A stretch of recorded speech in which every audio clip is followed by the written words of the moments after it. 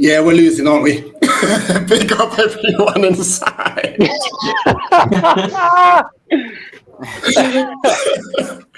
What an introduction.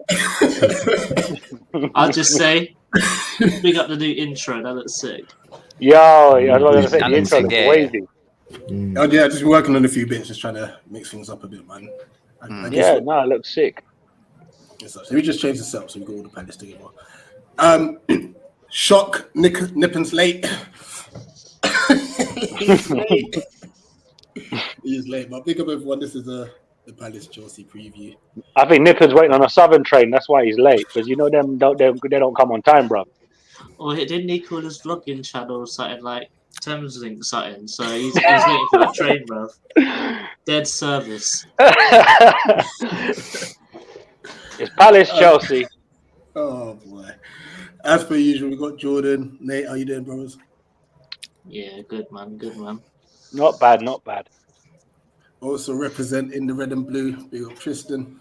So you good? All right. All good. And I know Tristan's got a lot to get off his chest, boy. honestly, trust me, I do. But we've got some Chelsea guests with us. Some Chelsea guests.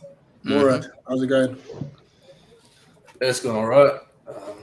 Everything's good. Hopefully, good game this weekend. I think this is our first Premier League game it's been a couple of weeks. I think maybe two weeks. So yeah, it's good to get back into it. Ibrahim, how's it going? Listen, I'm gassed. Yeah, champions of the world.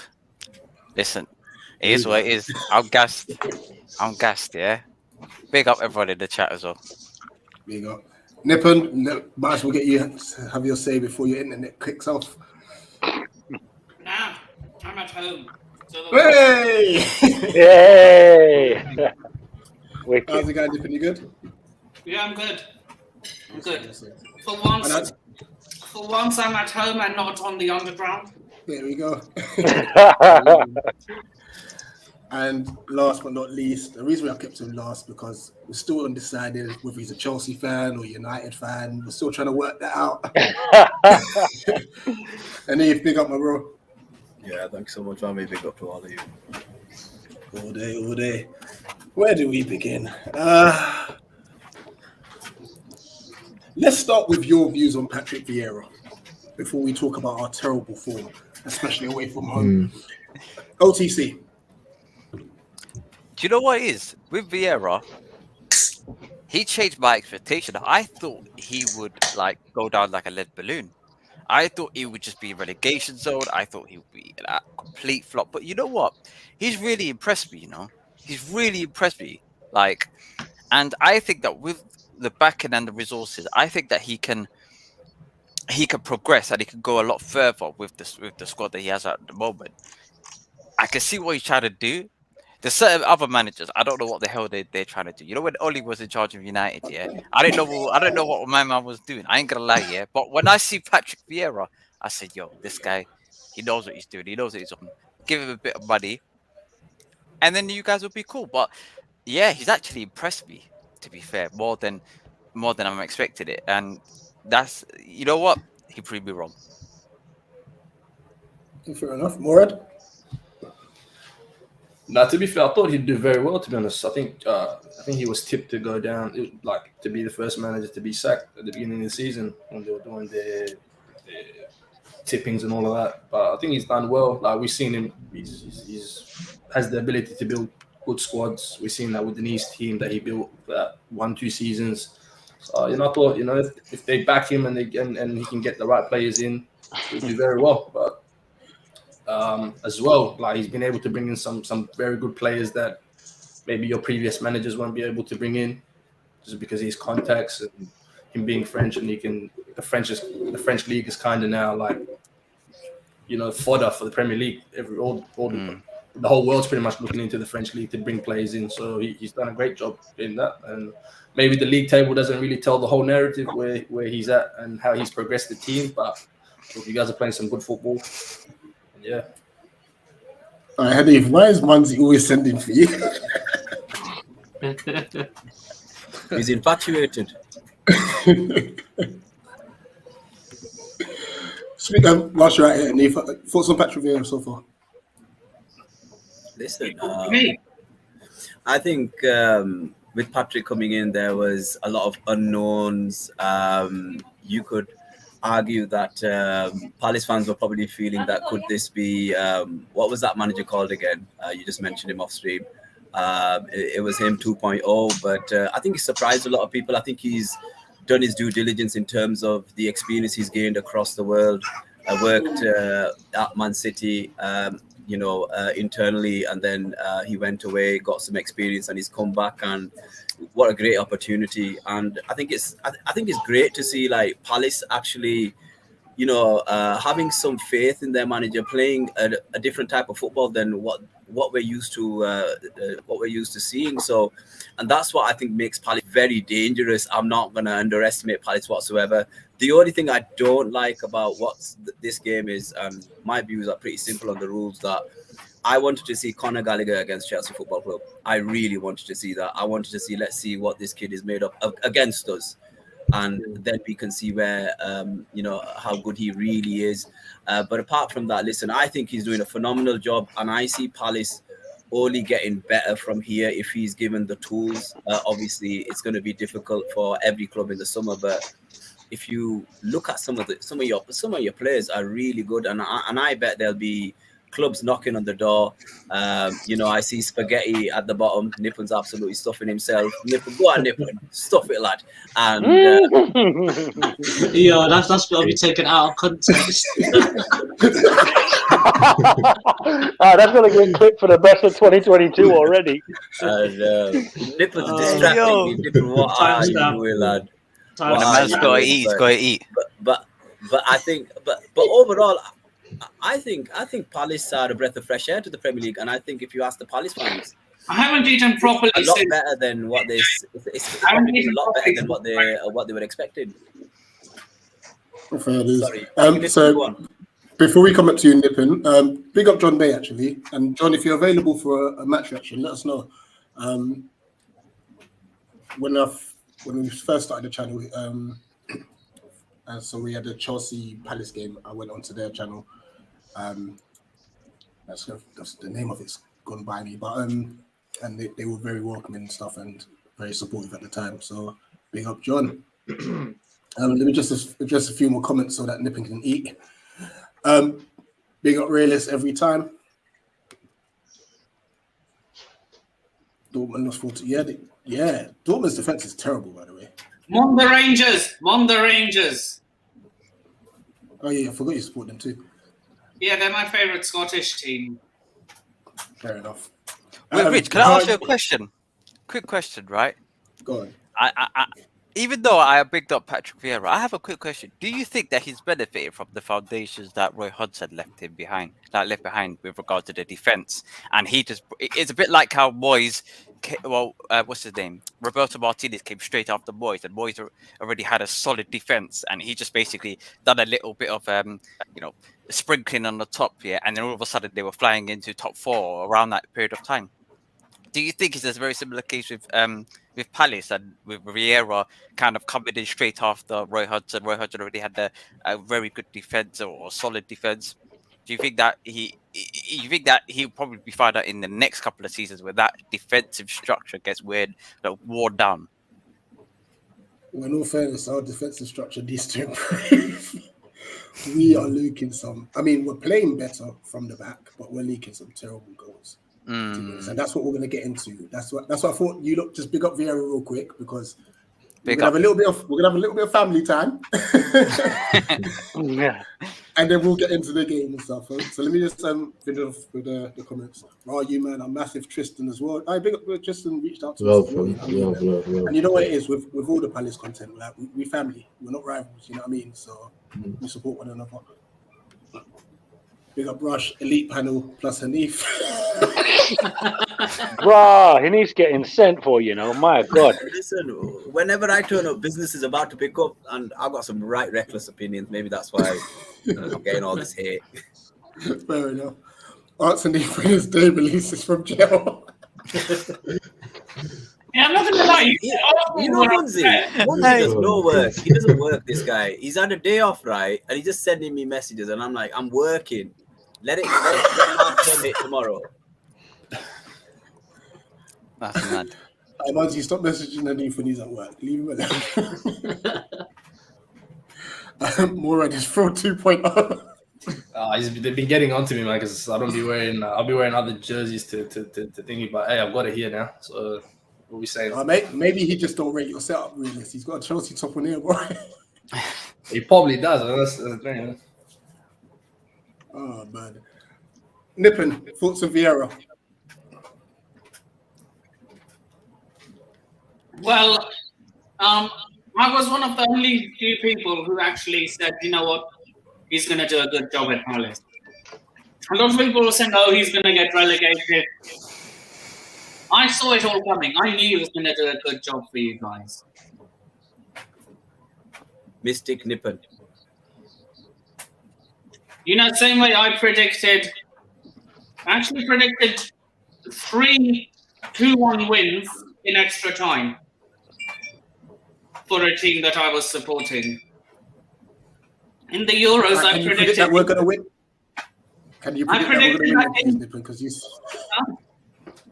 Can you predict that we're going to win them, please? I'll get to my score predictions later on. But I predicted England to beat Denmark in extra time, and I also predicted Denmark would score first. I predicted Plymouth, we would win against Plymouth, but they would take us to extra time.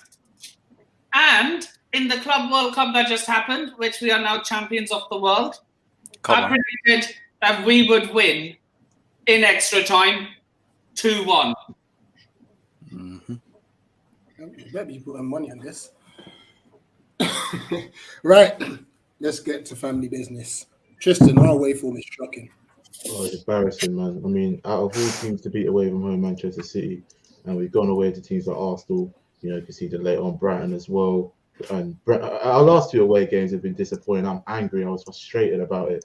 Honestly, the Norwich one, going behind so early, we dominated them in the second half. Will stunning goal on that penalty miss. He couldn't do much about it. His left foot slipped. It happens, you know what I mean? He's got to move on. But we should have really just gone for it more and showed a bit more ambition to win the game, in my opinion. Especially against Brentford as well. It's like really just a 0-0. We should be going there and beating them, in my opinion. Brentford had 6 defeats in a row.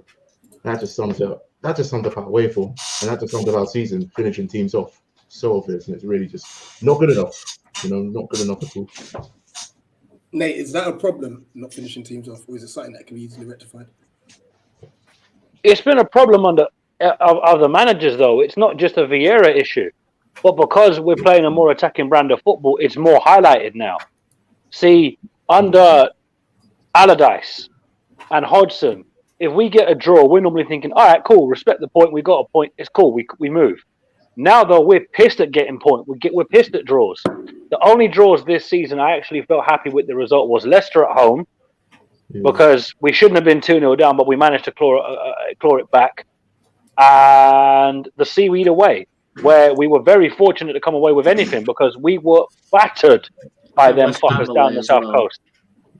Well, West Ham away, we could have come away from that in the second half. We were a bit unlucky, but to be fair, they could have beaten us as well. So I do see what you're saying, JC. But because we're playing a much more progressive brand of football compared to what we used to see, because we've had managers that don't necessarily choke the game or choke the life out of the game, but nobody pays money to watch Tony Pulis football and expect Hollywood amazing football. It's dead. You're literally labouring to 1-0 wins over Hull, City and Swansea. Whereas now, there's every chance that we can lose to a Norwich as we nearly did on Wednesday night, where we were somehow not 3-0 down thanks to Tyreek Mitchell. Yeah.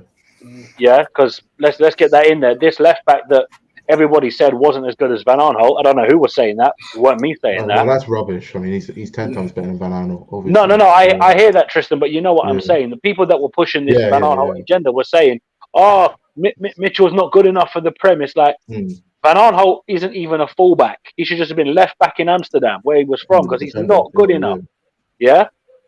But when you look at some of the draws we've had this season, you take them on the chin and go, okay, not the ideal result, but it's a point removed. It's the manner of these points dropped that's pissed me off more than anything. As Tristan said earlier, Arsenal away. Vieira sub killed that game for us. Had he not taken off a striker for a defender, we win that game 2-1. But to be fair, to see Arsenal fans celebrating a draw against little old Crystal Palace, I'm like, are we that big? Is drawing with Crystal Palace at home a big deal now? Holy fuck! Stop the press! Stop the press! We're fucking massive! The time in the world to stop. Sorry? Their fans are packed. No, but really, they're tapped. you know what I'm saying. Like normally, if we get a draw at Arsenal, we're thinking, decent result, not bad. I was pissed, not just because it was on my birthday, but I was thinking, normal draws away at the big boys, you can take that and go, all right, cool, that's a decent result. It's the manner of the draw that pissed me off. Sorry, Nippon, go ahead. I said you have every right to be pissed off at that draw. Arsenal are shit. Okay, but if you look at our away form right now, as I said, when me and JC did the Brentford review, if you'd have offered me get patterned by City at the Etihad, but we win the majority of our away games this season, I'd have taken that beating 100%. Yeah. Hey, I just want to say, we weren't expecting to win, were we? Okay, so okay, hold on. I need from dead football to attacking football. It's giving you guys that much. It's giving you guys that much of a push that you know now. You guys are like, listen, we can beat these teams on our day, and we could get into that top half. And I think next couple of seasons, it's going to be very interesting to see where you guys end up, because potentially there's a lot more hope in the Arsenal team. I mean, not in the Arsenal team. What am I saying? In the Palace team.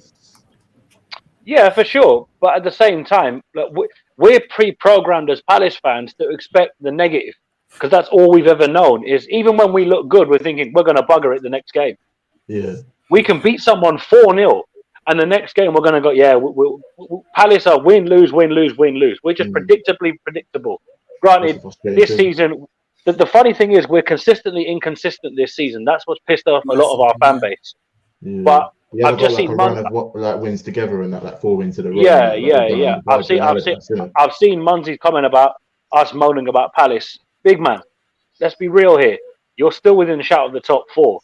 We can't buy a win for love or money. But granted, in the FA Cup, we're looking good. But if we could turn our FA Cup form into league form, I would have probably taken a draw with Norwich and Brentford and said, okay, if we can win, let's say Burnley, let's say we draw, lose to Chelsea next game, cool, we move, whatever. If we don't get results against Burnley and Watford, ideally both wins, that could be an issue. But we got a problem there. Look, the away form, I'm not too bothered about it, because normally our home form is trash. We've only lost 3 times at home this season, which is unheard of for us. But you're thinking, how have we got to the back end of February and only 3 teams have come away from South London with all 3 points? Like Tottenham came here, Corn. Who else? Leicester came here, 1 point. Way better teams have come to Selhurst Park, even Wolves, and they got spun. Like we don't play well at home. We're dead at home. We play at Selhurst Park. I said Tottenham battered you when you played. Or was that? That was at their ground. That was at the lane, yeah. Okay. No, because we patterned them 3-0 at our place, and to be honest with you, that was one of the games where you thought, wait a minute, Vieira might have something, because obviously the annoying thing about Vieira was that the media were quick to say, oh, Patrick Vieira's Frank de Boer Mark II. The draw with Brentford in the first home game of the season, that was 1 point more than Frank de Boer got. Then he goes and wins the next game against Tottenham. That's 3 goals scored and 3 points more than Frank de Boer. So he's now on 4 points. So the De Boer comparisons after we lost 3-0 to Chelsea of all teams, people were like, oh, he's just De Boer Mark II. It's like, Frank De Boer would have had us parking 10 men on the bloody line. And then expecting Wilfred Zaha to do it all on his bloody own against world-class defenders in Rudiger and Aspilicueta. The thing with De Boer's football, is people got caught up in the possession. Defenders, but Zaha is a gifted player, though. I mean, you can't deny that. We're going to get into him in a minute. Yeah, but if you'd have offered me half-decent home form, which is what we have, but much better away form, and just take that 1-0, take that one corner in the City, I'd have snapped your hand off and said, you know what? I can live getting patterned 4-5-0 by City at the Etihad. I can live with that. But I can't live dropping points at Norwich, Brentford, and even the scum. Even though we didn't deserve anything from the game against the Seaweed, you're thinking, the biggest game of the season, and we're playing like it's an exhibition game. I can live if they play us off the park, and we're just beaten by the better team. But my God, we made it hard for ourselves. And even when we went 1-0 up, you're thinking, it's totally against the run of play, but we took it. So it's one of them where, look, it's annoying, but it's good that it's annoying, because if we're just accepting that we're crap away from home and we're half decent at home, there's no expectation, there's no demand to do better. We want to see better because we've spent money on our academy now to rival clubs in London, not necessarily compete, but now everybody's going to look at us and go, wait a minute, Palace can, because our catchment area is crazily rich with good young talent. Now we can't sign everybody because we've seen players from South London like Eze, Hudson-Odoi, they've all gotten Smith Rowe. Yeah. We can't get everyone, but now we have got the facilities to go, do you know what? At Palace, you've got a better chance of getting more Premier League football, because the bigger clubs, with all due respect to the bigger clubs, they only play youth when they've got no alternative. Whereas us, we've got the luxury of playing youth, and there's no pressure on them to be world class. If Jez Raksaki gets a couple of minutes this season, I'm thinking, just enjoy yourself, mate. You don't have to be world class. Whereas if you've got, let's say, Smith Rowe breaking through now, Arsenal fans need him to be that guy, because they don't have that talent to back it up. You saw they got rid of Aubameyang. You're thinking, I know Aubameyang was struggling for form, but you need that bridge between, right, what do you expect to what can you realistically achieve? We expect mid-table, and I said to you at the start of our season, mid-table in a cut run, that's me happy. I'm not interested in Europe or any of that nonsense this season. Next season, we build towards that if we're still in the Prem, which I think we will be. But that's what I'm trying to say, is that I can take these disappointing results if we build to something bigger. Sorry, Nippon? The bottom three are the teams that are going to go down, in my opinion. Okay. In fact, you're going to laugh at who my initial three to go down were.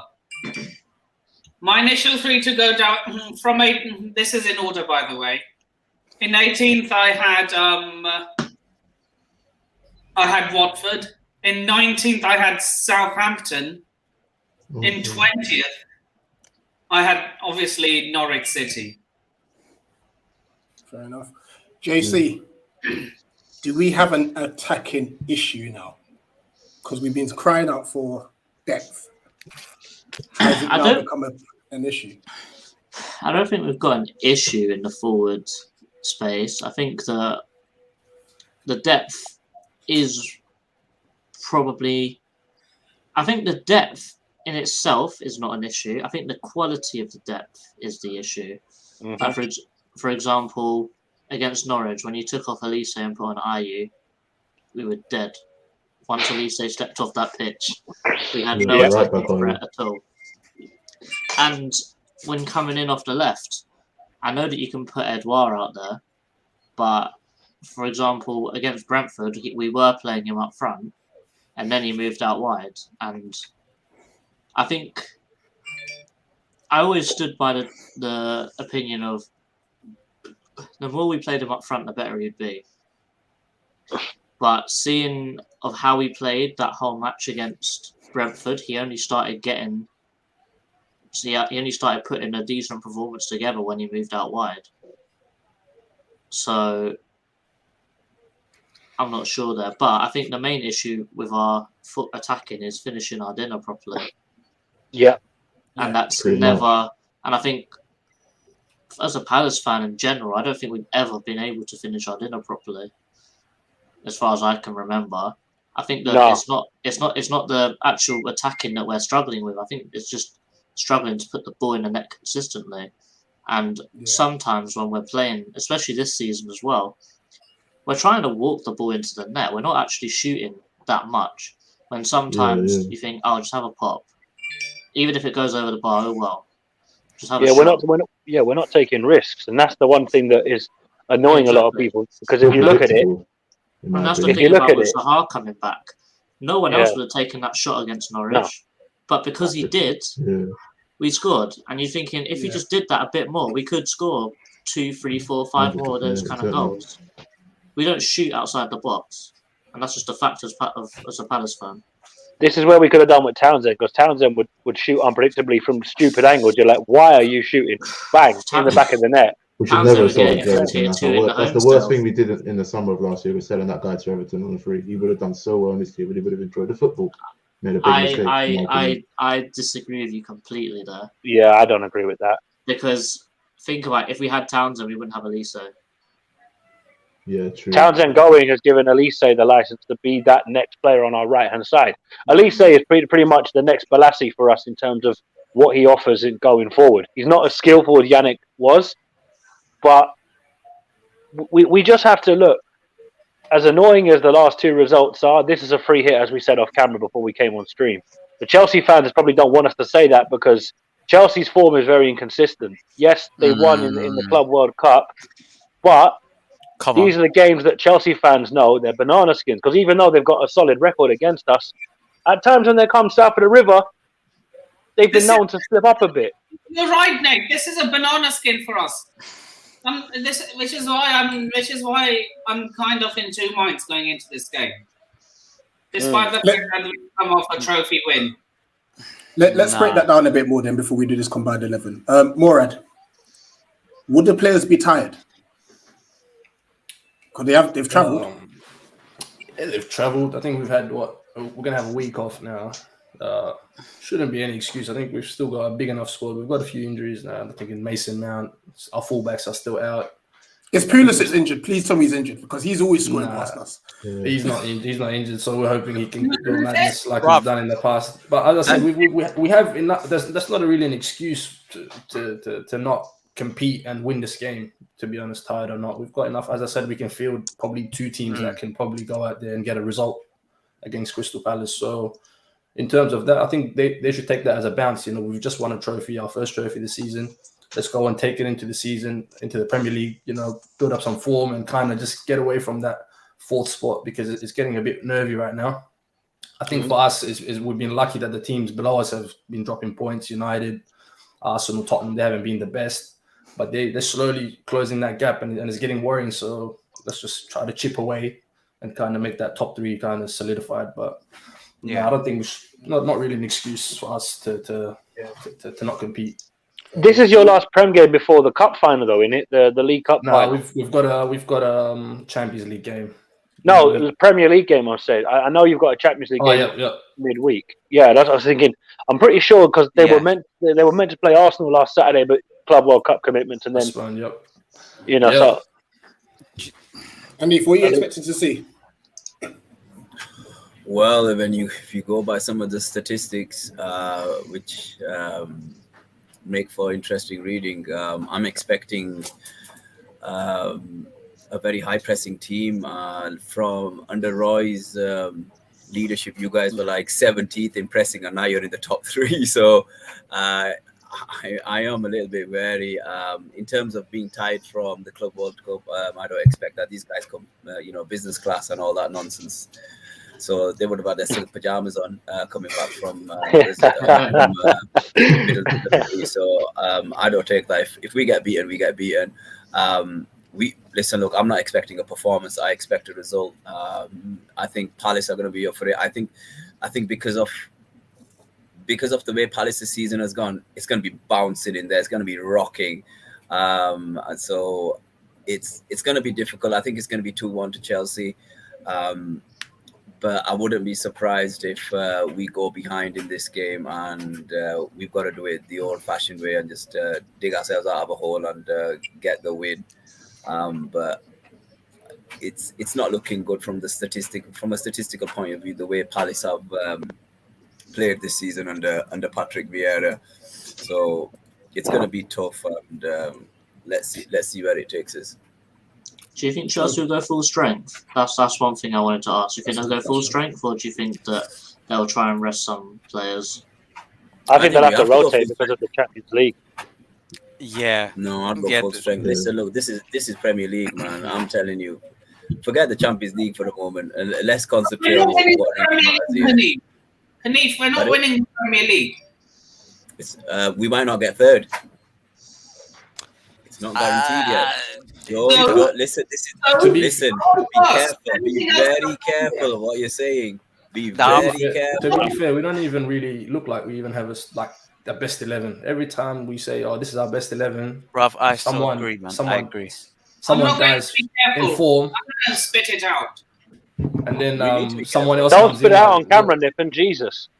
Yeah, that's a lot of noodles, mate. Looks like the afterbirth from Alien. Go on, OTC. You're gonna say. Do you know what? Yeah, Chelsea's league campaign has been quite underwhelming. I was expecting us to be, prior to the season, I was expecting us to win the league, but our December was we just crashed in December. I think we were one of the very few teams that played the December fixtures as it was supposed to be played, and every game we had like 2-3 injuries. The players were dropping like flies, to the point where I was just thinking, you know what, let's just call back, let's recall Gallagher, let's recall Gilmore, let's recall all of these men, because right now it's peak for us. But we're over that hill. To be fair, our recent form has been pretty much a lot of draws, right? Yeah. And for me, after the Club World Cup, I'm not accepting anything other than the 3 points and a performance, because we are due a performance in the Premier League. We've been off form for so long. I think our last real good game was against Liverpool, and that was a draw. You know how peak that sounds? Our last real performance was against Liverpool. It was a draw. So our players, like Murad said, we do not have a fixed starting 11 that I can say this is the number one starting 11. We have a good starting defense. Maybe you could argue a starting midfield, but anything else after that, bruv, it's all fair games. We've got Christian Pulisic, who literally after every 5 minutes of running, he's always on the floor. You've got FC. Bruv, he's a walking poppadom, yeah. What's his name? Mason Mount, yeah. Mason Mount, yeah, is what's he playing out of position? To be honest, do you know what? I can accept playing out of position if you're caught like on the wrong foot, etc. But he's missing simple passes. He's just like his brain's gone all over the place. So I think he likes to play from. I think he likes to play from deep, so he can see the whole game. Whereas you're playing him in kind of the final third, he does struggle with like creativity and trying to turn and do the simple stuff. But I think he should be sitting and playing as a deeper midfielder, as an 8. He's more of an 8, not a 10 or a wide forward like he's been playing. So that's probably been his downfall. He needs to play at the bench, man. He needs to play at the bench. That's what right now he's sitting on the bench. I would start Timo, but I wouldn't even start Lukaku. Big man thing. I would drop that guy. I wouldn't even start that guy. Look. You would, but the board won't. The board will say play him or you're fired. Nah, nah. I can't see Petr Cech and Marino turning around and saying, "Yo, you're fired if you don't." Rob, I would drop that guy because we were playing better against what's that team again? Palmeiras, yeah, where we subbed Lukaku off. Yeah, how sick, bro. We were ripping them apart, yeah. But when we had Lukaku, it was static. Even though we scored, it was just like bare clogged up, yeah. You know, like a drain pipe with this bare clogged up, yeah, and a little. Yeah, but Ibrahim, that's because we've got one style of play. We don't really mix it up, though, do we? The realization that as much as we don't want him to play, as much as we want him out of the club, he ain't going nowhere. But I will bench him. I would literally have Kai Havertz up front, bloody Werner on the one side, or maybe on the right hand side, Hudson-Odoi, Havertz, and I'll just run with them lot. I will guarantee you, that lineup will be a lot more fluid, will be a lot more like potent up front. than Lukaku. I guarantee that. We God, all know this. Hudson-Odoi against Ward is just making me very uncomfortable. Oh, Christ alive. Ward against Norwich, honestly. If you saw Joe Ward against Norwich, the ball kept on bouncing off him every time. He was atrocious. I think he probably played well against Brentford because he kept the Why is clean sheet, Hudson-Odoi giving you yeah, nightmares? honestly. The guy's crossing, but Because Hudson-Odoi because Nippon, Joel Ward's got no pace. Hudson-Odoi will rip him 6, 7, 8, 9, 10 new arseholes. Did you not watch? Only done at Ferguson. Have you not watched? Did you not watch the game against the Seaweed? He dropped a 0 out of 10 in that game, in which we drew 1-1 to them. You dropped Right, a 0. I won't even lie. Just listening to you lot talk, why have I all of a sudden become more confident? It sounds like Chelsea have more problems than we have. I told you, man, we're a charity, man. Like, look at the points that we've dropped early. No. That's us. Trust me, that's us. Trust me, we make teams look. We make teams look good. You take points away from the rich. You beat City. You managed to. You scraped it. Well, you should have beaten them. Arsenal. If anything, you take points from the rich. Yeah, but you see, we got done by against Liverpool because Jota somehow was fouled by our goalkeeper, even though I'm thinking, if that's at the other end of the pitch, would that be given? I don't think so. You know, then you look at the game at Stamford Bridge, it was comfortable at 2-0. You're thinking, please don't make it 4. I can live with 3, but don't make it 4 or 5 because it was just bad. Like, I looked at our bench from that game, Rich, and we had academy players on the bench. That's how bad it was. It was like, oh my God, we've got youngsters on the bench. We're fucked. The only saving grace now is that Kouyaté and Maka are back because the Gallagher-Schlupp partnership needs to be put in the bin. It's dead. Smith is a Palace fan. Say that again, Nippon? Is it true that Emile Smith Rowe is a Palace fan? No, he's from Croydon, but I don't think he supports us. I think it's Arsenal, honestly. Quick question to you guys. We What do are you not guys combine thinking it about with that? You don't have to be. Just ask you guys a question. What's your kind of your thoughts on Gallagher and kind of like That was what I was coming into. Okay. Because what I was going to say is, for us Palace lot, how much are we willing to spend on him? And for Chelsea, would you take him back? And who would he replace? So we'll start with us lot. Yeah. I don't want us really spend anything more than 40 plus add-ons, and that's a stretch. That's a I put 40 mil for him. 40 mil would be enough. He's worth it. You know what? I wouldn't even sign him, to be honest. I wouldn't even sign him because, let's be honest, like, as much as he's been good for us, and I'm not dispelling that, you have to look at it and say he has his heart set on going back to Chelsea and fighting for a place there, which you understand because the whole point of him coming here was that when he was at West Brom last season, he was non-existent in a team that was non-existent. For Christ's sake, Roy Hodgson beat that lot 5-1. It was West Brom. What do you expect? No, Nippon. Nippon. Roy Hodgson teams do not score 5 goals. Ever. Listen. Ever. Let me land. West Brom. That's a great pun there, Nippon, since you're always at the airport.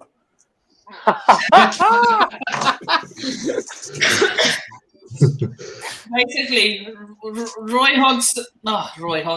West Brom. You've got a weapon in your hand. Beat the weapon. Roy Hodgson is the middle. Oh, what? West Brom. I'm not gonna lie. I thought that was a clapper. You know. Go on, Nippon. West Brom are the Midlands equivalent of Norwich City. Fair enough, but what I'm saying, Nippon, is if Conor Gallagher is in that West Brom team and they're getting packed 5-1 by Roy Hodgson, that doesn't look good for Chelsea fans because you're looking at it and thinking, yes, he's in a poor team, but ironically, he actually scored their 1 goal, funnily enough. But when you look at how he's played, like once MacArthur got injured and Kouyaté went to AFCON, that midfield went god awfully poor because you're thinking, okay, Will Hughes he's still trying to find his feet, and we've seen a lot of good things out of Will Hughes, so he's kind of not going to get too much stick. But Gallagher and Schlupp as a midfield partnership doesn't work. And if we have to call up Milivojevic, who I forgot was even at the club, or Jairo Riedewald, who, once again, I was thinking, does he still play for us? I could have sworn we'd sold him. It's just like, oh my days, because you're looking at it thinking, okay, we're not blessed with an embarrassment of riches across our squad. We've still got a lot of players from previous managers playing for us. We've got some of Pardew's players, Allardyce, Hodgson, even I think Ian Holloway, maybe Neil Warnock. So there's a number of players there. You're like, oh, but would I like Gallagher? Of course. But if you offered me the chance to get a new right back, a better defensive midfielder, and possibly a new goalkeeper, I'm choosing the latter option because that improves our squad. Whereas bringing in Conor Gallagher, yes, it improves our midfield, but we're then left short in key areas where we desperately need to bring in better players because Guaita's god awful. Joel Ward needs to be just given his testimonial and buggered off. Nathaniel Klein can't stay fit for 2 seconds, but he's like Conor Wickham, made of glass. And as for Milivojevic and Riedewald, they need to be shipped off down to Charlton or Sutton or one of them teams away from us. No. As much as I like Gallagher, I think it's too late for us to go and get him. We need to look at other areas where we need to strengthen, personally. What about Jeff Butler?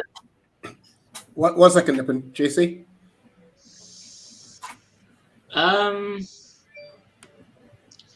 I think I would agree with Nate to some extent in the sense of if we got him, I wouldn't pay any more than 25 million for him. But that money will be much better used elsewhere in the sense of a right back, a DM, a backup winger on the left side. But I think that Gallagher was brought in as a stopgap while Eze was injured. I do think that if Eze wasn't injured, I don't think that we'd be going after Conor Gallagher. In the sense of, I think next season when Eze is fully recovered from his injury. Manchester United, that is a stretch. I think I saw something about Eze possibly being sold. No, wait a minute. The worst in the league. Whoa. Yeah. Manchester United employs Scott McTominay. They have no right to talk about dead midfielders out here. Hold up a second. Nah. Less of that. But yeah, I think Gallagher was more of a stopgap to sort of carry over until next season, until Eze is fully ready to go. Because let's be fair, coming back from an Achilles in 4 and a bit months is extraordinarily quick. Crazy as well, yeah. And let's not forget that in Eze's sort of comeback currently in the Cup, it's sort of his pre-season. And his pre-season will carry on until mid-March. We will see the best out of him right to the end of this season, if we do see that. But I'm going to imagine that Vieira does exactly what he did with Elise, and he's going to put him in 10, 15 minutes here and there, so he's got his confidence drip back. feeding. And he's got, Yeah. So I think that we won't get Gallagher, and that next season our system will change. Cool. All right, let's go. Hanif, would you take Gallagher back, and who does he replace? No, I wouldn't take it back. I think he needs more experience. I think it depends what he wants. Listen, look, as a footballer, as a young man, we'll see how smart he is in the summer. He should be pushing for going back to Palace or playing somewhere where he's going to get regular game time. And it's gone so well. What will he be if he gets another season under his belt, gets goals and assists? And I personally think he should do that. I just don't think he's ready. I don't think he's as good as our midfield at the moment. I don't think our system suits him at the moment. And I think Chelsea are going to go for a player like Declan Rice or someone of that mould because we need experience. You what? Chouameni. Aurelien Chouameni. He's a good player. Well, let's see what happens in the summertime. But if I was advising him, I would say go back to Palace if they'll have you again for another season because they've done really, really well, and you don't want another Loftus-Cheek here. So, and Loftus-Cheek is back as well after 3 weeks. 3 weeks out. So that's what I would prefer from him. Let's see what he's about when he's 21, 22, and if he is ready to make that step up, then we'll take it from there. Cool. Nippon, would you have him back? I'm in two minds about that. I mean, like, obviously, I mean, he's an academy lad. But but would he start? Probably not. Fair enough. No, I don't know. OT? Do you know what? Yeah, I'll take it back. Bruv, I'll take it back. Ross Barkley, Ruben Loftus-Cheek, they'll be the first ones out the door. We've now got a brand new space. Now, he won't be What, on the bench then? No, look, I ain't gonna lie here. Absolutely. He's That's holding where bench. he's. Do you know what? Yeah, Yeah, he's a bench player. we don't 100%. we don't have a guaranteed first 11. Number one. Number two, our players get injured regularly. Yeah, so even if he comes off the bench and then he proves himself, Thomas Tuchel will turn around and be like, you know what? I'll just get you to start. Look at Hudson-Odoi compared to like Timo Werner and Hakim Ziyech. Hudson, all these guys, you know, that are ahead of Callum Hudson-Odoi were not performing. They were. Hudson-Odoi himself performing. Yeah, but like he got his opportunity as a result of them not performing. Whereas Conor Gallagher, he could be a very similar circumstance. And if you think about it, with our players that like Loftus-Cheek, Ross Barkley going out the door, Saul is I don't think we're going to buy him in the summer because he's on loan to us. I don't think we're going to buy him at all. So 3 players out the door. I'm not going to lie. If I was him, I would go to Chelsea, and I'll literally just take that. I'll just flick a coin because I'll say, you know what? If I take my chance, I can build on it. You know how like Phil Foden building it after a couple of years? He could then become a fully fledged starting 11. Phil Foden didn't go to all of these clubs around the Premier League. He drafted his way into Ibrahim needs the City time team. though. He needs time, and he needs first team football. It's not gonna. I just don't think he'll have the same impact as Mason Mount. I just don't think he will, and I don't think the system suits him. Whereas Patrick Vieira's system suits him. Like, why would you? I just don't think he's there yet, because if he doesn't perform, and it's going to be his second season as well. Do we really want to put that much pressure on him? If it was under Frank Lampard and it was just like, let's see what happens, that's different. But now we want to go for the league possibly next year. Yeah. And is Conor Gallagher ready for that? And we'll say he scored this many goals, this many assists. But I bet speaking to the Palace fans, they'll say, listen, there are holes in his game that he needs to sort out as well. Yes, he gets his wins and he gets his assists, but there are certain things that he does that will take time and experience. And I would rather him stay at Palace and grow. I want to see him grow. And plus, there's no pressure at Palace. There is no pressure for that young lad. At Chelsea, you come back, there's pressure. We expect you to perform. Yeah. But ain't that part of the problem? What I'm worried about. Higher expectation too. Ain't that part of I think sometimes a bit more than that as well. I think also the players that we've been linked with abroad, you know, the big household names, Declan Rice, Romania, you know, Jude Bellingham, those names that are kind of we've been linked with. I think that's probably his only downfall. And I don't even think Chelsea were really even trying to even keep him. I think they were just trying to sell him. We've already offloaded a lot of players. I know JC was saying 25 million.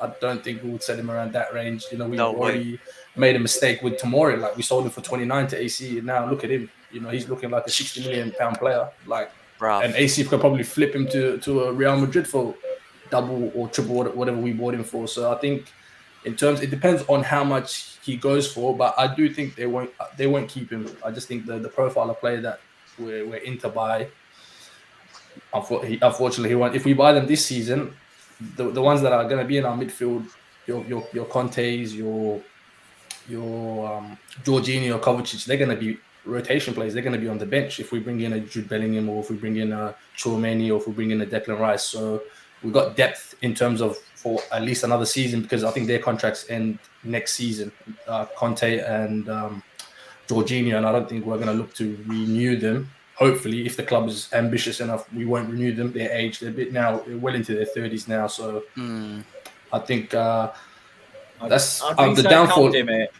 I'd re-sign Kante. Let's not. Let's I, not. go I, I that don't think far. we'll. I don't think we'll. I think we'll try to. If we can sell him, for big money, I think they'll sell him this season. I believe so. They will sell him. If not, we'll just give him the extra year, maybe. Do you know what? This is the reason why I would have him this summer, because he can learn of Kante, Jorginho, all these players for 1 whole year. He could get his sort of mini apprenticeship and become like a part-time player for Chelsea. Yeah, but And then Ibrahim, the he's following learning off season, the best at Palace. We have though, to innit? sell him, but we have to also sell him where he's kind of making the noise now. He's learning off Patrick Vieira, one of the best. nah, we but have to it's sell him I'm now. just We gotta saying. sell N'Golo him now. Kante. And N'Golo Kante is the guy, man. I'm telling Yeah, you. I know, but If he goes back to Let's- Chelsea, he'll disappear completely. And that's. I It's think going that's to be what another Chelsea loss. trying. Indeed. I think He's Chelsea, like- Yeah. if we can get 50 mil for him, I think they'll get rid of him because he's playing now, and if he comes back to Chelsea, he won't play immediately. And I don't think we won't sign him, or we won't keep him.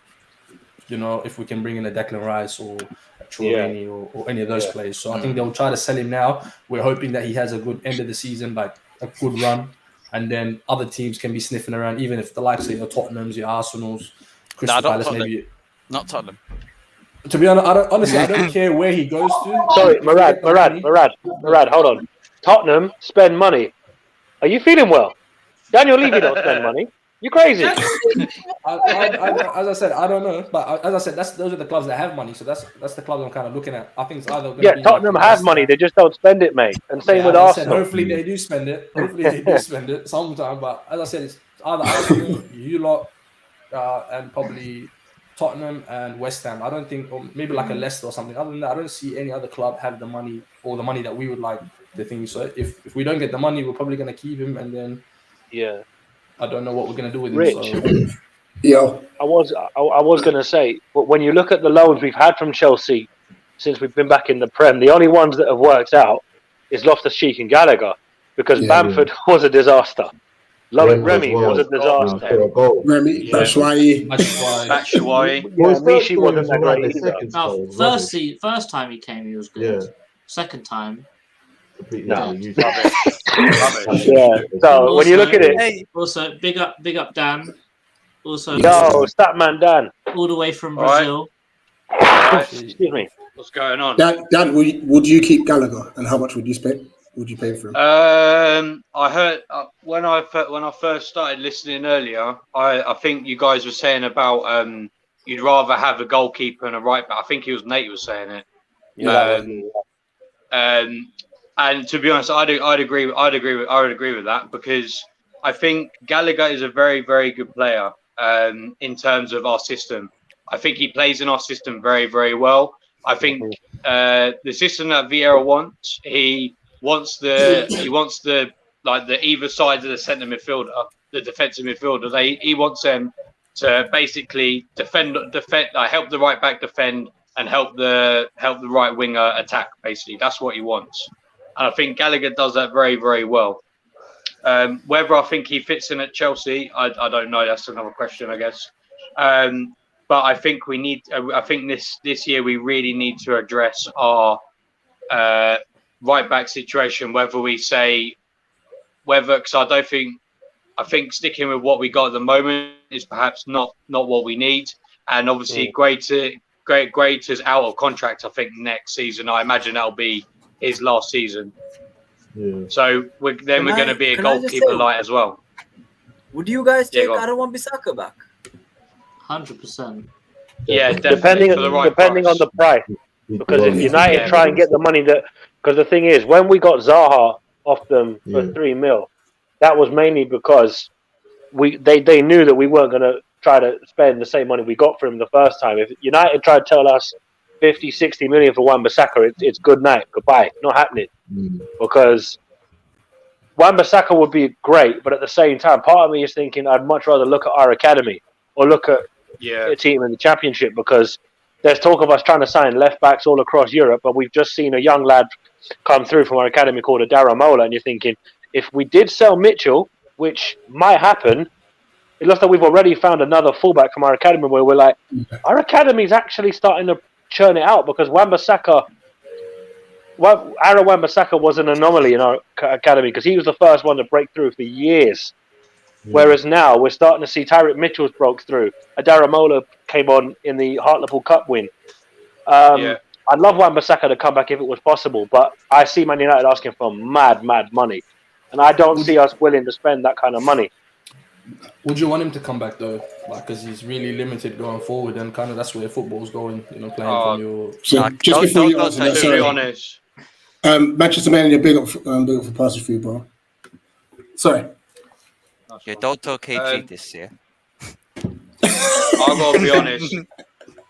gotta be honest. When I watched Wan-Bissaka play at Palace, he's probably one of the best players I'd ever see. I think he's better than Joel Ward going forward. Like, there's no question about that. So I think, in terms of improving on what we got, then I think I would definitely take him. Yeah, I agree with Dan completely. Yeah, I thought he was very good at attacking from a fullback. Yeah, because he was actually dribbling with the ball and taking on players as a right back for us, and he was also doing that defensive shift as well. So I think at the time that he had it, he was one of the best tacklers in Europe. United think they bought a wing back, but they didn't. Yeah, that's their problem. They think he's a wing back. He's not. He's a right back, a defensive right back, but he can attack if he needs to. Plus, he had Townsend covering him to attack. Yeah, exactly. when he was with us. Townsend was doing an awful lot of helping him out, because Townsend would encourage him to push up when he needed to push up. At Man United, he's got a name I'm not going to say on camera, and Jadon Sancho and a few other players. That Sancho is still young himself. When you've got an experienced player ahead of you, coaching you to just push up, push back, you need that. Gallagher's got that with James McArthur, and this is where our fan base have realised when McArthur's not playing, you see that Gallagher struggles, because Will Hughes is an experienced Premier League midfielder, but he's nowhere near got enough of experience as McArthur has. So Conor Gallagher having leadership. Yeah, because you can see our midfield was non-existent when McArthur got injured. Mate, imagine James McArthur, who's been with us for near enough 8 years now. We're just shy of 8 years now. You're thinking, my God, it shows how good we don't realize how much we miss him until he's not there. And there were people telling me about 6 months ago, but when Luka comes into the team, I said, I don't want Milivojevic anywhere near this team. Milivojevic, Luka, no. But the thing is, right back, goalkeeper, and defensive midfield. Because if we don't get Kouyaté to sign a new deal, I'm going to be worried. Because I don't want that guy leaving. I love Kouyaté. Yeah, I agree. Unless we have to replace him at least. If we don't replace him, we're going to be struggling. Did you see that video that the club put out of his guard of honour? We're winning the league next year. I said, please let this happen, because I want this video to come back and haunt people that were laughing at it. Because I'm thinking, I love his confidence. Because I was so happy for him, Yeah. Big up James, by the way. Hello. What are you saying, James? Just thought I'd join. Why not? Why not? I'm going to set the Chelsea lot as a challenge. Right, so we normally do a combined 11, but we know we're probably going to struggle to get many Palace players in there. So the challenge is, can you pick 3 Palace? You must have 3 Palace players in your 11. Okay. And you guys... Does Gallagher count? Does Gallagher count? No, he's ineligible. Ineligible, okay. And I've got 2. I'm just... got them thinking. And it's a 4-3-3 formation with 1 attacking midfielder. We don't know what 4-3-3 is. Is this just in general, or does it have to be the players that are fixed? Does Eze count? Yeah.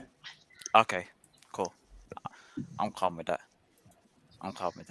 Murad, You might have different 11s, so this is going to be quite interesting. Our attacking players. Listen, they all gotta go. I'll just have Zaha. Yeah. Eze. Maybe McArthur in the midfield. All right. Well, Hanif, goalkeeper. Mendy, you know. 100%. Oh, that was easy. That guy. It's not even close, bro.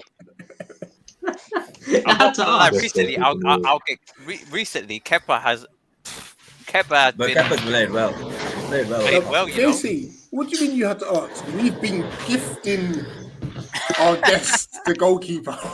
Well, JC. you got to go around one by one. Everyone's got to have their chance. JC, I don't see anyone with a brain saying Vicente Guaita over Mendy or Kepa. Yeah, but you never know. What about I Jack can't even Butler? bring myself to joke about that. Jack Butler, oh God, no.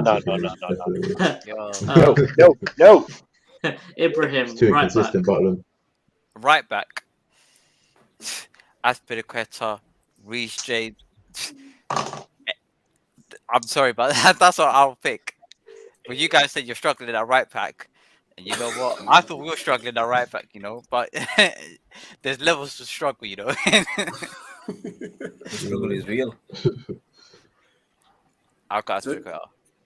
You know what? I'll take that lad. The left back. Is it Mitchell? I would take Edouard.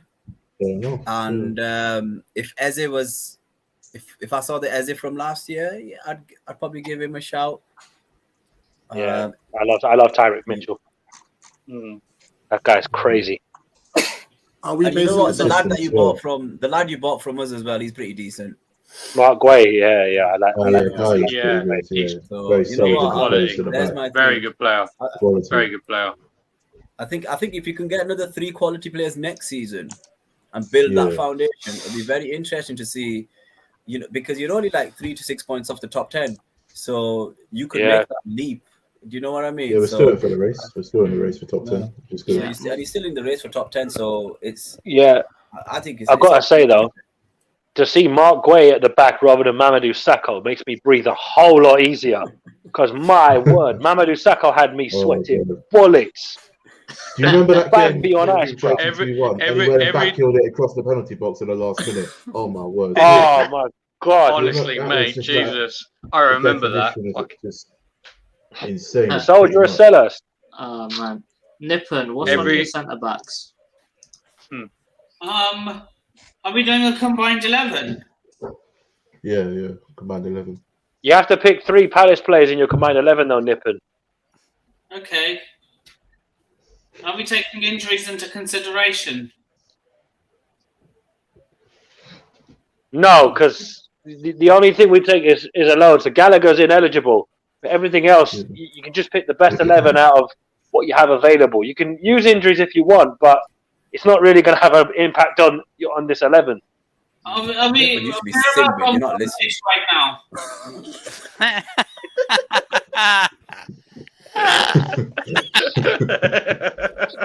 Oh, geez. Are we Love it. doing goalkeeper? Gosh.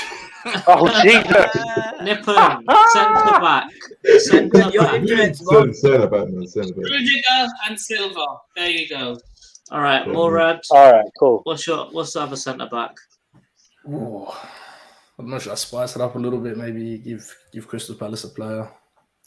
Rudiger has to be in there. And for my first Crystal Palace player, I'll go Mike Gilhai. I'll give him a shot. Young man. Okay. So. We've already got 2 Palace players in. This might not be that hard. Hanif, centre midfielder.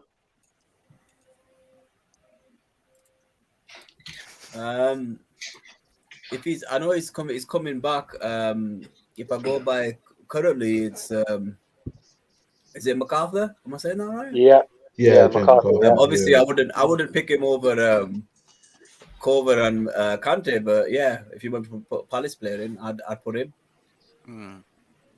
Where does Edouard play? Does he play on the left or does he play midfield? You can play up front, like centre forward. Put it this way, it depends. If Mateta is starting, he's playing on the left. If he's not starting, it's Edouard in the middle. Yeah. So it's dependent on if Jean-Philippe Mateta is I starting. take Edouard. I really like Edouard. I think there's a player in him. I think there's. I love the song for him. I just love the song for him. I think it's wicked. Well, Hanif, we've already got 2 Palace players in, and we're on the midfield. So, do you still want MacArthur? Well, I picked my 3, so no. No, Yeah, so I picked my which 3 one? already. Kante. Can't take over because I've given you my Palace 3. Right, Ibrahim, other centre midfielder.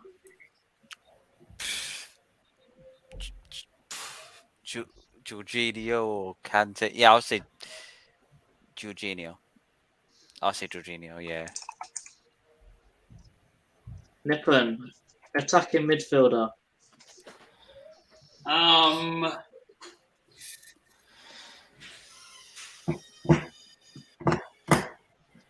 Mason Mount. Oh, mate. That was a bit. I'll say that's poor. That's poor, Oh, man. mate. You could have. I would go. That's poor. I would have gone for Hakim Ziyech, aka the Edgware Road Iniesta. I would have went straight for him. What? I would have went for him. I'm sorry. I said the Edgware Road. I don't trust the rest of these other guys. What is that? Edgware Road? I'm telling you, this guy, As a winger or a midfielder? bruv, I'll have him as an attacking midfielder. OTC, Yeah, that's- listen, you're my brother-in-law, yeah, and this is your debut on the channel, but that was a sin-binnable moment. That's a howl. That's a howl. Edgware Road Iniesta. What the rust? That's a howler. We'll let you get away with it. That's a howler. It's your But after debut, that- I'll let you off. But that's it. Hakim Ziyech. There you go. All right, we might need a VAR check on that, you know. Morad, left wing. Left wing. Okay, so we said it's a three. It's a combined 11, isn't it? So we got Left wing, Tariq right Mitchell. wing, striker. So we got Tariq Mitchell, and who did we say? We got Mark Mitchell, Gurhan, Mark Gay, and we need Those are- one One more Palace player. more Palace player between left wing, right wing, and striker. Left wing, right wing. No. Where would you say Elise's best position is? Right Right wing. Definitely wing. on the right. He's been best on the right. Definitely. On the right, yeah. Can I swap Yeah. wings? If you want. Yeah. Right. Is any like I just want to make it like a consensus thing. Anyone else want any other player in the starting 11? I think we should be. I think Elise. Switch He's him like Duff and Robin. Zaha. Man. Switch him like Duff and Robin. Zaha. I like Zaha, but he's been there for a long time. You know, he's got his flowers. He's up He's a and bit down. So inconsistent. I'll go Elise. I'll go Elise on the right. No, I love Elise. Elise is that guy. Honestly, what I was gonna say to you guys, if you guys give us a little bit of a trade or something with him and Conor Gallagher, maybe a bit of money Nope. towards us as well. No. No. That's a single moment as well. That's another sin bin. No chance. He's more of a player. VAR says no. Not having that. He's Not more having of a that. player No that swap would deal. be No That swap is deal. Conor Gallagher. I'll Because say. it is also. Wait, Said you've You know sucked what? into his wall. Rich. I would do a Rich, swap deal with Ruben after cheeking Gallagher, to be fair. No, you know what it is. You know what it is, right? Debut or not? Because Chelsea are in urgent need of Isn't this a debut? fullback, Nah, sin bin him. Sin bin, bro. Come on. right? Because Chelsea are in need of fullbacks, if they wanted Tariq Mitchell, we'd listen. But Michael Elise, nah. Have a Honestly, word, yeah, man. he's probably your best player That- like, in terms of potential. I'd say he's. Oh yeah, no, Oh, right now 100%. Elise is that guy. 100%. Not even up for debate, but That he's kid's left-footed, going all isn't the he? way to the top. Yeah, that's what I'm saying. Hopefully, we can kind of probably maybe drag him in a bit early because we've been linked with like. Nah. lads, Double sin bin. the funny thing about Elise, yeah, he was already at Chelsea's academy and they binned him. No, when he was He really went young from as well. Chelsea I didn't even to City know that. to Right. Reading, Yeah. and we picked him up for £8 million. And let me say that again, £8 million £8 Raheem. million. Jesus. Well, He's done it again. He's done it again. Dougie Friedman, he did it again. £8 million or 0.2 Joel Lintons. Oh. Eze and Elise cost us a combined. In midfield, if you speak to Newcastle fans, True, Yeah, but he did. true. They didn't pay 45 million for a half decent midfielder. They Yeah, paid but him that's to what be you a gotta do. striker. Sometimes you got to adapt, haven't you? Hanif, left wing. Timo Werner. Turbo Timo. And Ibrahim for the final player, striker. Just do it. Kai Man. Havertz. Kai Havertz. Oh, I thought you were gonna say Benteke, but Nah, I'm not. Lukaku. you had a howler before. Benteke. So I was like, I only like Benteke's celebration. That's it. As far as Is that another sin then, by any chance? no, it's a little celebration, you know. Listen, Benteke, he's a good guy, man. But Kai Havertz over Lukaku. Lukaku could sit on the bench and freestyle because I know he likes rapping about it. That's not a bad side, actually. To be No, fair, yeah, there's that's only decent. There's only That's a 2 cold English take. players in that team. That's fair enough, guys. It's crazy. I think we need. I think next season we need to have a little tier list of the combined 11s because I would say the City one's probably better, but I don't think this one's very far behind, midfield is is it? dead, Yeah. man. That's a good idea, you know. Yeah, Nah, this is a good midfield. I know yeah, Ziyech that's is a tidy team. That's a good midfield, man. Decent. So it does look like it could leak goals though. Yeah, 100%. Not with Is this N'Golo the- Kante, mate. Not with N'Golo. Those goals are not leaking. He's It's just gonna that left sweep wing. everything up.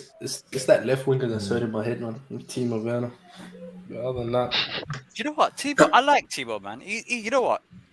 Would you He's not a play hard piece Pulisic player. there? He does everything right apart from I score. like Timo, Everything but right just apart not in from my score. team, bro.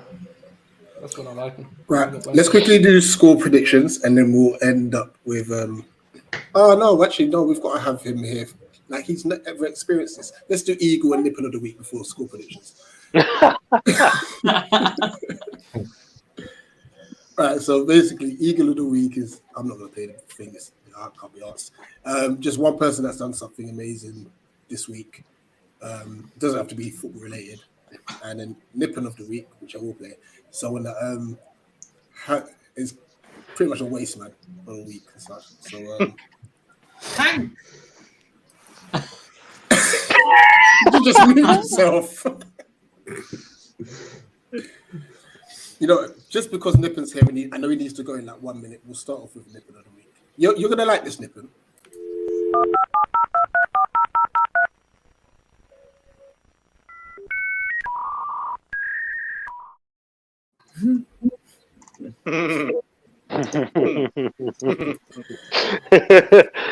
Ever since that Arsenal stream, that's just Wi-Fi's quality today, mate.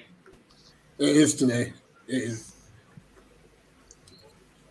Oh, I thought he disappeared. He just moved. I thought so too.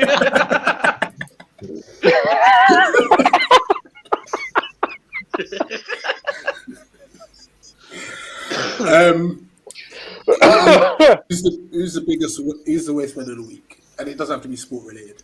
Boris Johnson. Oh, he's every single week, mate. Pretty much. That's a rotation, mate. No, but Anyone it's else? true. Like, Anyone else swing to mind? Ole Gunnar Solskjaer and the Manchester United management, as a result of the Mason Greenwood situation last season, they knew what was going on, and I think I think that is the biggest. And I'm pointing the finger at Ole on whoever was working with him. I think that's absolutely ridiculous, and they knew something was going on, and they did nothing about it. 100%. yeah, that was the 100%. That was a bit Jordan, messed up, wasn't it?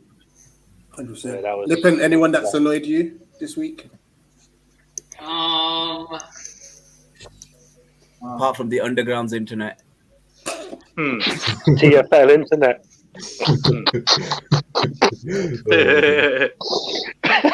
Enough of this. I've had nothing. Nippon, have the fares gone up on the Underground? Yeah, even though I go for free. Who's your you get it for free? Yeah, I'm a freedom boss. Go on, lad. Big up Nippon. Rolling mud in London. Ooh, this is a good shout, actually. Bruv. You know what's gonna happen to that guy, man? Nothing's gonna happen to him. Yeah, I'll tell that guy's I'll tell you the biggest. done, man. 50-50. I'll tell you the biggest waste man. Vladimir effing Putin. That's all I'm gonna Ooh, say. yeah, that's a shout. Oh yeah, fair play, fair play. Trying to big yourself up and say, "Oh, I'm gonna do nuclear war." Nah. Yeah, I read You're something the about biggest You're the biggest. a kindergarten got hit or something. I read that today, which is just Oh, so disturbing, serious? man. You know what? Honourable mention to Gary Lineker, because one tweet he put out just got absolutely torched. Oh, Dan, I saw that. I saw that. That was horrific. Dan, That was just so bad. Was that the... Dan asked if he's a good player. The Palace paid 12 million. Yeah. It's like, wait, Gary Lineker's covering our transfer rumours now. Oh, wait, no, this ain't. Nah, that was like, Gary, do us a favour. Buckingham Palace, okay?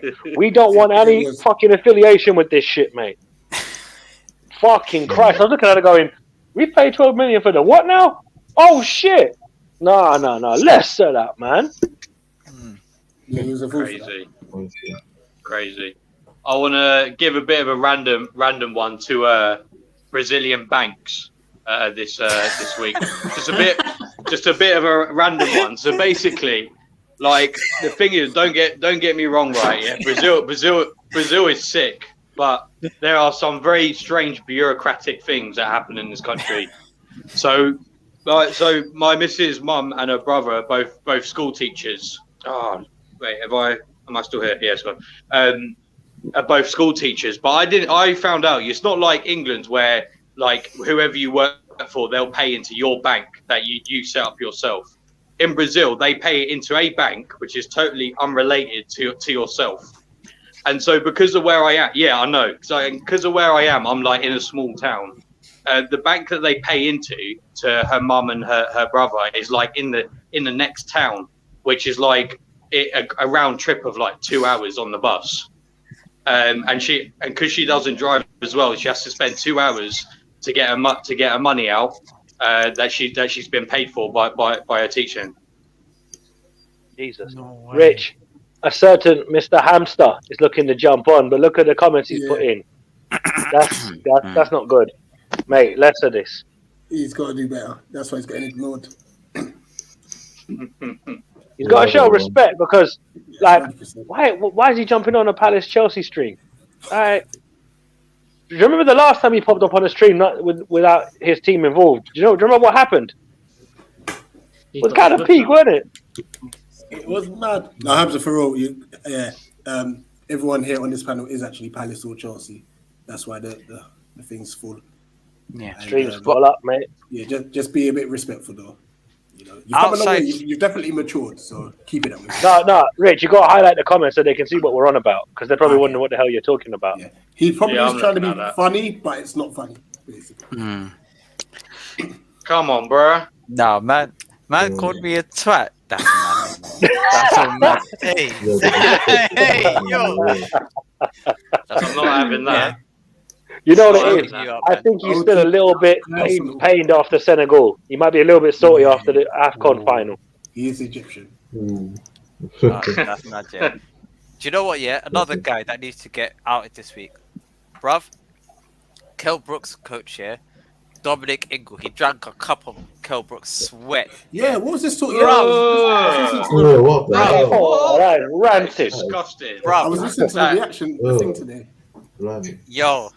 Yo, like, he was just disgusted. He's like, yeah, this is Kell Brooks. Bruv, it was mad, yeah. And then he's like, they dared him to drink it. He drank it all. And then Kell Brooks, Ibrahim, there's a UFC fighter who, you know, when he wins a fight, I can't remember his name.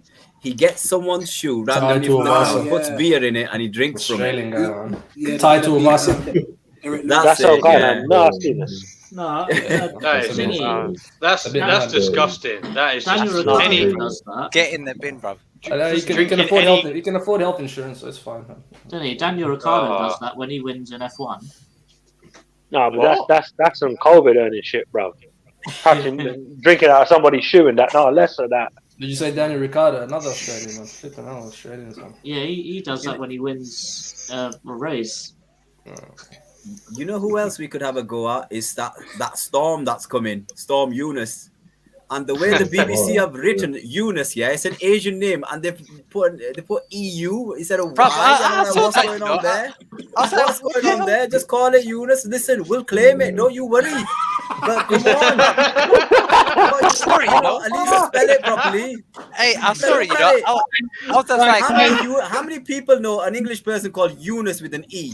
yo, I'm with Come you, on. Hanif, bruv, yeah. Look, I just saw that, yeah. I was like, EUNIS. Guys, if you're still live, I'll jump on my phone, but I've got to rush now. All All right, Nippon, see you later. Big up. Let us nip him. Take care, Nippon. See you later, Wi-Fi gate. Nah, that was bad, you know. That. Yo, Hanif's got a lot of nippons of the week, you know. In it. Yo, he's stressed this week. You know what it is? He's trying to move. He's trying to get the list of Hams. He's trying to beat the list of Hamza, the list of Hanif. Yeah, I try not to offend anyone. Big Big up, up, big up. Roland. Yo, the big boy. What's up, Roland? Roland, you're the second guy that makes bald people look good, man, after me. Big up, man.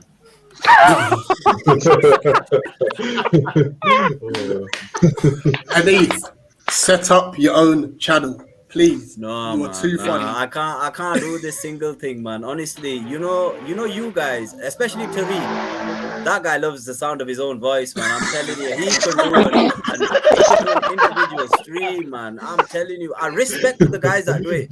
You know, Goldbridge, yeah, nobody chats to that man, so he chats to a screen, man. Even his missus don't talk to him. Brave one. Mate. I need motivation, and I can't do this individualism, man. I can't do it. That's mad. Hanif, who's upset this week? No, I mean, listen, I've run 6 miles today, so I'm all good, man. I'm fired up. I'm crying, you know. That was too funny. That was brilliant. I think the Man United jokes might have got him, man. It's like, I think so. No, trust me. right?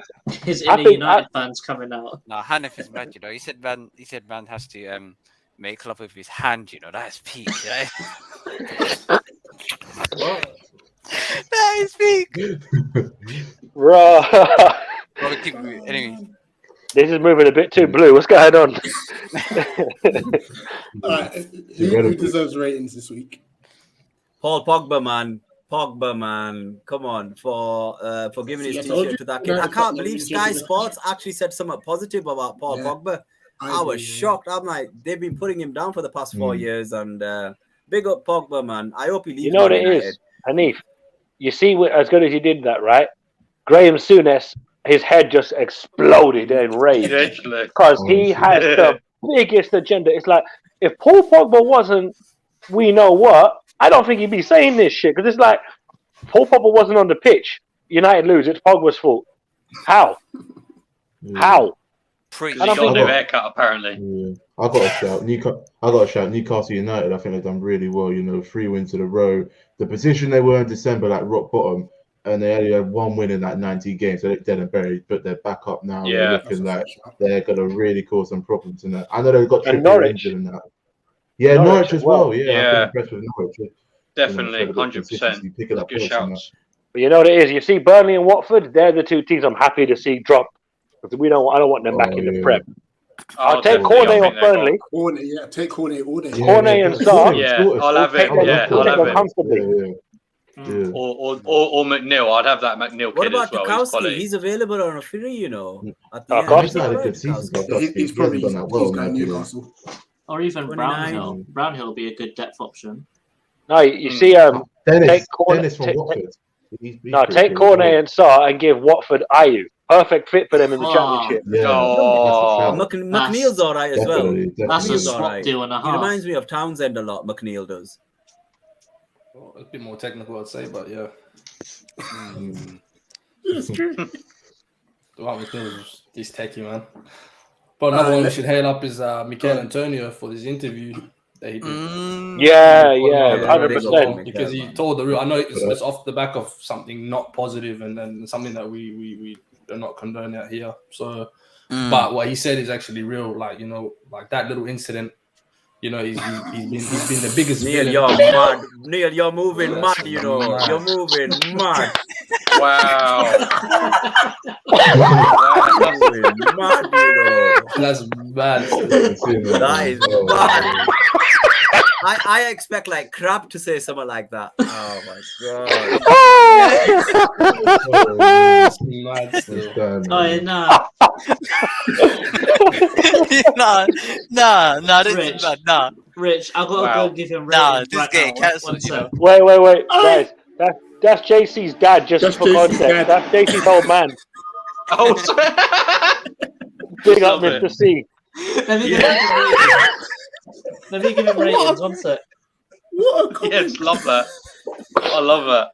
That is mad. Yo. Nah, that is mad. Yo.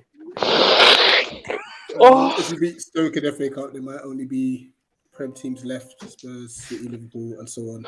An interesting time. Also surprised if it's Bournemouth beat Everton. I wouldn't put it past Bournemouth doing shocking Everton. You know. Yeah, I surprise think package, so. man. Wow. The thing is, though, I don't want us to take Stoke too lightly because, Spot on. let's be honest, we have it in us to drop a clanger, and the FA Cup fifth round is uncharted waters for us. So it's like, wait, we're actually half decent in the cup. I don't like this. It's a bit like, you know what it is? It's a bit like 2016 where we had a good run all the way up to Wembley under Pardew, and in the league we didn't win for like 3 months, and then we only woke up towards the end of the season. Just Punching at the score of Worldy and all of, against Norwich, and against then Norwich, we stayed. Yeah, that's the thing. Is that Yeah. that's what I'm saying. I don't want to sacrifice in our league form for the cup. If we lose in the cup and we pick up a bit towards the end of the season, cool. It's just annoying. It's like, can we not have this issue again? Because 2016, I'm still not over that. Honestly, that was painful. That was an awful year. That game we Awful lost. year. Ridiculous. Mark Clattenburg. Oh, don't. Don't even say Sorry. that name, mate. Don't even say Oh, that name. nay. Don't even say that name. Let's do Don't score say. predictions before we get into that. Wait, I got one more person of the week. I got one more. Go on. Benjamin. Edward Mendy, yeah? I was about to say the other Mendy, apology. Edward Mendy. This guy, a few years ago, he was unemployed. Worked his way up the French football leagues. Bought out for Chelsea. I thought he was going to be back up to Kepa. Ended up, we won the Champions League with him. He won the Super Cup with us. Following on from that, he won Senegal, the Africa Cup of Nations, and just last week, on Saturday, he won us the Club World Cup. Oh, he's won the Club World Cup with us. Edward Mendy, for me, what a journey he's been in football. He's definitely had a great week. Yeah, anybody's last name is Mendy, they probably want to change it by deed poll now because that last name's taboo these days. It's like, deed poll settings. What's your name, mate? Change me to John Smith, mate. Yeah, John Smith. Nice one. I want to give Nippon of the week. You've mentioned Mendy and the FIFA World Club Championships, and there was the Indian footballing president. Praful Patel was there, sat next to the bigwigs, and that guy does not know anything about football. After I did an interview with a guy that's trying to lead India into the World Cup, and that guy just absolutely ruined football in India. And the Indian team has got worse under his administration since he's taken over, and India have gone backwards. He's there watching the FIFA World Cup Championships when this guy is just not doing nothing for Indian football. It's absolutely shocking. What an absolute ding dong. He's just ruined football in India. That's disgusting, terrible. Absolutely disgusting. That's a shame. That's terrible. Awful. Man. Right, we're on only an hour and a half. This could go on for ages, by the way. Let's finish off with score predictions. Hanif. Listen, I'm going to back my boys, but I wouldn't be surprised if it's a draw, but I'm going to go 2-1 Chelsea just. Morad. 2-0 Chelsea. James. 1-1 boring game. Nothing will happen. Dan. You know what? I'm going to go with that too. I'm going to go for 1-1. I'm feeling optimistic for some reason. OTC. 3-0 Chelsea. I think 3-0 Chelsea. Yeah. We if we did not, after the week we've had within the Club World Cup, if we don't come out with at least a statement win, alarm bell should be ringing. That's what I'm saying. Tris? I'm going to go 2-2. I think it's going to be a very open game. There's going to be a lot of chances from both sides. Chelsea are going to be tired. And obviously, they've got better players overall compared to us. But this is a big of a game. And we have the fans to back us. And we're at home as well. We're not away. Yeah, it'll be a good one, hopefully. But listen, we just got to compete. We don't compete, we're going to get battered. But I'm trying to be positive. And I think at 2-2, it's likely. So, yes, come on, you Palace. Nate?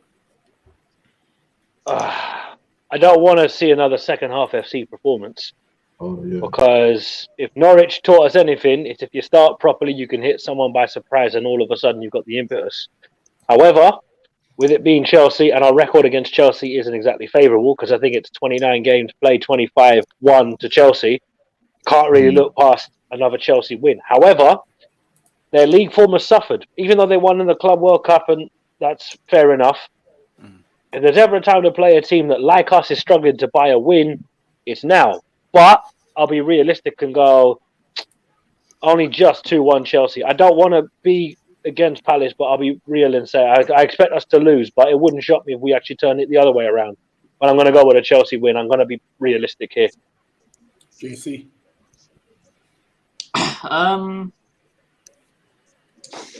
I'm gonna just throw caution to the wind and just say it could, after how bad we've been lately and the disappointment we've had, I'm gonna say 2-0 Palace and say that it's something that could happen. It could very well happen, but we could also get slapped up 4-0.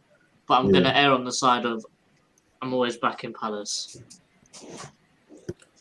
Yeah, it's typical Palace to go and get a result in this sort of game. Yeah, that's why I'm calling That's it. what I'm thinking. Just got that feeling inside. We're so bad, and then we do something amazing.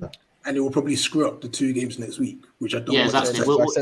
It wouldn't surprise me if we win this game and then lose against Watford next week. But I don't, no. But JC, if we lose to Roy Ball, I swear to God, I'm done. I won't be on channel ever again. Forget that. Listen, Listen, I've got a feeling Roy will do the double over us. I've got a feeling. Don't say that, mate. Don't say that. Keep your black-eyed peas yourself. I don't want to hear no foolishness. That happens. I'm done with the team, man. That's just. Please, mate. Hey, Rich, that could be a sin bin offence, Yeah, that's not on me. It's all right. To be fair, he's got my login details, so he'll unsin bin himself. I'll sin bin Nate. Reverse sin bin. I think 1-1 as well, to be fair. Nice. If not that, we're losing, unfortunately. Just shows you how far you guys have come as well. Like, you guys were predicting, wins and draws against Chelsea, which is it's a bit mad to say. Chelsea, like, probably a couple of years ago, no one would ever say that. You'd probably say, yeah, we'll probably lose 1-0, 2-0, but you guys are saying 2-2, 2-0s, backing your team. So, hey, that's gotta be positive. We've got some good games against Chelsea at home, though. Even when we've lost, it's never been obviously. Yeah. When was it? Like the first time we beat you at Selhurst, it was that famous John Terry goal. It's like, that was amusing, but. The first win under Hodgson was special because like the champions of England came to our place and got turned over. Oh, sweet. Yeah. And we lost 7 games in a row as well. Yeah. Yep. No goals scored. No points. That's Chelsea, man. We like to break teams' duds and all of that. So it's typical of us, man. We like to break records for teams. Although I can't lie, I remember we played Chelsea at the Bridge a few years ago. We beat them 2-1. I think Benteke scored. Benteke. Yeah, I remember that. Great game. There was a Chelsea fan sat next to me when I was watching it. Right? When Chelsea scored, he was giving it pelters. We're going to win the league, this, that. Zaha scores all of a sudden. Fuck you, Chelsea, you pricks. I'm like, mate, it's 1-0. Check on yourself. What are you dealing with? Benteke scores the second, and this guy flips the fucking table over and starts going bananas. I'm like, mate, you're putting way too much faith in this Chelsea thing. And you just see his friends like, calm down, it's one game. We should be beating shit teams like this. It's like, but you didn't. So, like, what can you do? Classic. This is it. Guys, this has been wicked. I quite like this panel sort of effect. it's nice bit of banter, but I guess it only kind of works with the bigger teams because they have more of a bigger fan base in a sense and stuff. But we'll have the match reaction. So listen, if you guys want to jump onto that, whether it's Saturday or Sunday, either way, you're more than welcome to do so as well. Yeah, but Rich, we ain't getting Seaweed fans and our fans in the same stream. It wouldn't happen. Let's just get that in there because it would just be murder. No, do that one where you have to get a neutral in between to calm it down if it gets too. No. That neutral will be getting cooked. No, that is worth the heat. That's true. No, the neutral's going to be good when he gets dissed in the end if that happens, yeah. The neutral is going to get spun because, let's be honest, it doesn't take much to get both sets of fans riled up. No. Make the neutral a Millwall fan or something. That's not a neutral. What? That means we're against Seaweed and Millwall, and that's just unfair. Yeah, that's... Put a Huddersfield fan in or something, or like if you can. Wait, that's me, mate. There's no wrong with Huddersfield, you know. I never said that word. It's just neutral. You know what? Rich, before we go, do you know what? It's mad. If Brentford stay up, and Fulham and QPR come up, West London's going to have a lot of fun in the Prem next season. So you're thinking, if all 4 West London teams are in the Prem next season, they're going to be sick of London derbies in the Prem next season.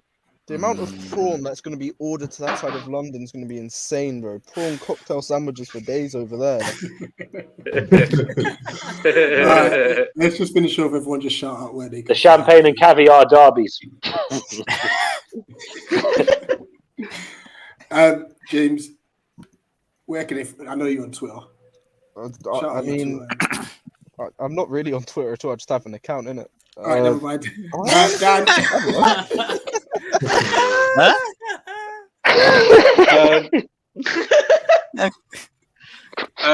Currently, you can find me on Twitter. I also have an account,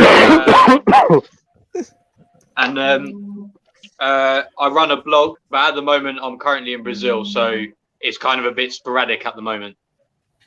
But when I'm back, I write daily blogs, just on everything. So it's not just Palace. I do it on like football history. I do it on like football politics stuff. And I do a lot of football analysis. Like I did, I gave the Donny van der Beek one a bit of a kiss of death by writing how he'd fit into the Palace squad. So yeah, cheers. Yeah, that's where you can find me. Cheers for ruining that deal, then, Dan. Big up, Tristan. Where can they find you? Yo, make sure to like, share, subscribe on my channel, Tristan with free road to 2K subs. You currently got over 1,000 subs. I will be, of course, vlogging this Saturday as well for the Palace Chelsea game. It's going to be a big one. If we win, it will go viral. Trust me, I'm really looking forward to it. Let's just hope we don't get battered. So make sure you subscribe. Come on, you Palace. OTC. Listen, you can find me on my channel, Off the Canvas Boxing, and also on my Twitter account, OTC Official 1. We go live every Friday at 9 p.m. This Friday, we're previewing the Mirka versus the Kell Brook fight, which is exciting nonetheless. So, yeah, catch me on Off the Canvas Boxing on YouTube and on Instagram, which is the same handle. Yo, okay, yeah, Murad Idris pretty much everywhere, Twitch, YouTube, Instagram, and Twitter. Yeah, I'm not really active on them, but there you go. Everywhere. Next. Eagle-eyed Nate, as always. Next. Oh, let me go back to Tony.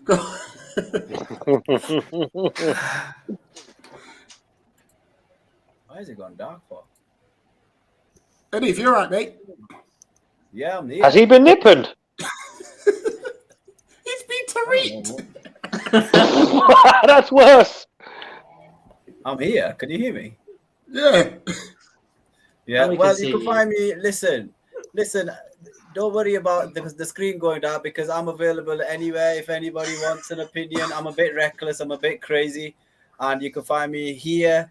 Munzi talks, Tariq talks, whoever wants an opinion for hire. So let me know. Hook me up.